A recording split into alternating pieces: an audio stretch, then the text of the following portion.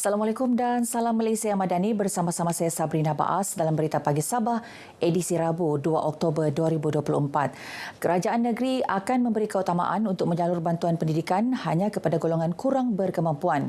Ketua Menteri Datuk Seri Panglima Haji Jinor berkata, ia bagi memastikan golongan berkenaan sewajarnya mendapat bantuan disediakan kerajaan.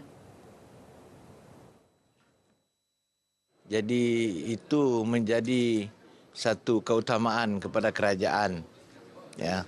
Bukan kita menidakkan peluang bagi mereka yang kaya, yang ada kemampuan, tetapi keutamaan itu mesti diberi kepada mereka yang amat memerlukan, yang kurang berkemampuan. Datuk Haji Ji berkata demikian ketika diminta mengulas ucapan Perdana Menteri Datuk Seri Anwar Ibrahim yang memberi bayangan kerajaan mungkin menghentikan subsidi membiayai pendidikan anak golongan kaya di sekolah awam terbaik negara. Dalam perkembangan lain, Datuk Haji Ji berkata, kerajaan negeri telah melakukan perbincangan dengan Kerajaan Negeri Sarawak berkaitan pemilihan kerusi parlimen bagi memenuhi kuota 35% atau 1/3 daripada bilangan kerusi parlimen di negeri ini. Bagaimanapun katanya, Sabah perlu mengambil kira beberapa faktor tertentu berkaitan perkara tersebut. Kita telah pun nyatakan hasrat dan kemahuan kita ini kepada Yang Amat Berhormat Perdana Menteri dalam mesyuarat MA 63 pada 12 hari bulan September yang lalu. Kita kena tengok dari segi keadaan kawasan, kependudukannya dan sebagai luasnya untuk Sabah. Ini adalah untuk menseimbangkan apabila kita membuat sesuatu, memperkenalkan satu perlembagaan di dalam parlimen untuk memastikan kepentingan wilayah Sabah dan Sarawak itu juga diambil kira. Baru-baru ini, Premier Sarawak Tan Sri Abang Johari Abang Openg menggesa Kerajaan Persekutuan mengembalikan kuota 1/3 daripada keseluruhan bilangan kerusi parlimen kepada Sarawak dan Sabah. Ia bagi mengelak parlimen meminda Perlembagaan Persekutuan yang akan menjejaskan kepentingan Sarawak dan Sabah.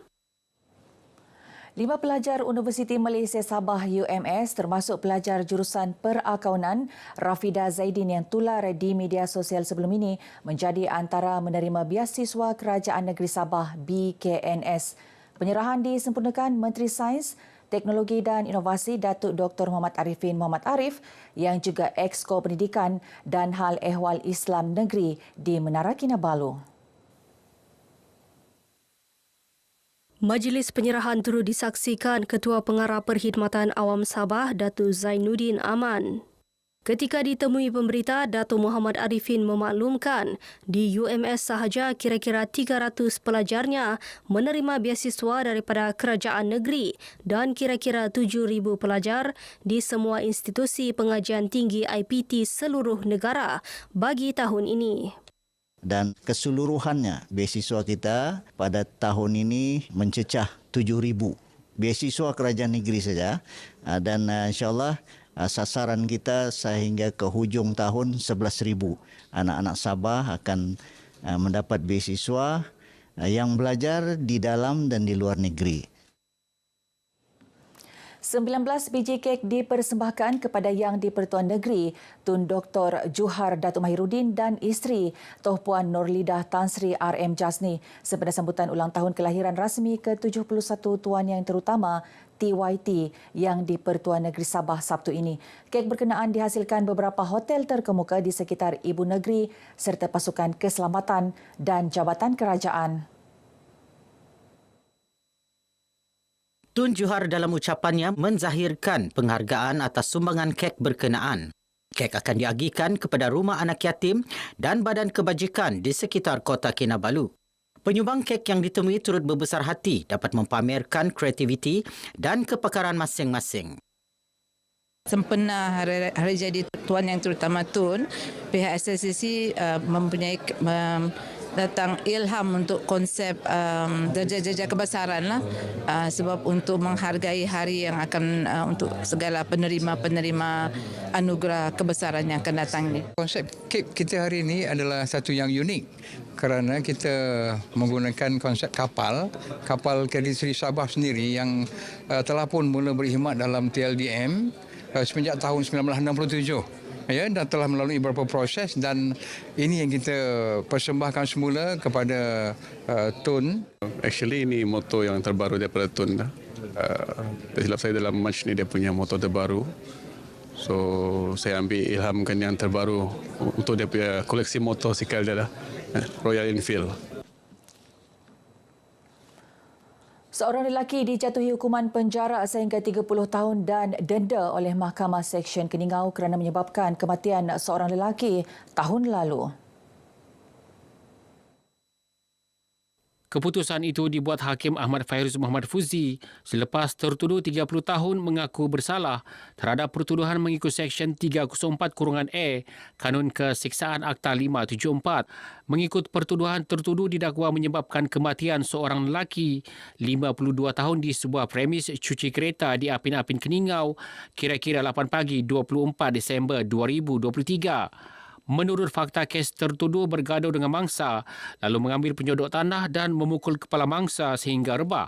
Mangsa dalam keadaan tidak sedarkan diri dihantar ke Hospital Besar Keningau sebelum disahkan meninggal dunia. Hasil bedah siasat mendapati punca kematian mangsa adalah kecederaan parah pada bahagian kepala. Persatuan Kebajikan bekas anggota Skuad 69 PDRM Skuad 69 Sabah dalam usaha menjana dana untuk mengisi tabung persatuan berkenaan.